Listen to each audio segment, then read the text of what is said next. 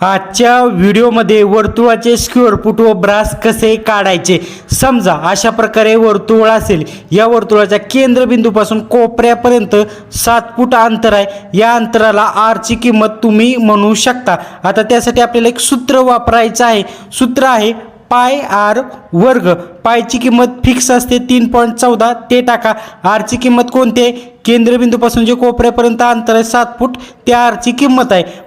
म्हणजे काय मित्रांनो, पायची किंमत किती आहे? 3.14, ते टाका. आरची किंमत किती आहे? 7 फूट आहे, ते टाका. याचा 2दा वर्ग करा, म्हणजे 2दा गुणाकार करा. म्हणजे काय करायचे मित्रांनो, 3.14 गुणिले 7 गुणिले 7. उत्तर किती येणार आहे? 3चा गुणाकार केल्यानंतर ना 153 स्क्वेअर फूट उत्तर येणार आहे. म्हणजे वर्तुळाचं स्क्वेअर फूट किती आलेलं आहे? 153 स्क्वेअर फूट आलेला आहे. आणि ब्रास जर काढलं तर एक ब्रास 53 स्क्वेअर फूट. समजलं का मित्रांनो? व्हिडिओ जर आवडला तर व्हिडिओला लाईक करायला अजिबात विसरू नका. धन्यवाद.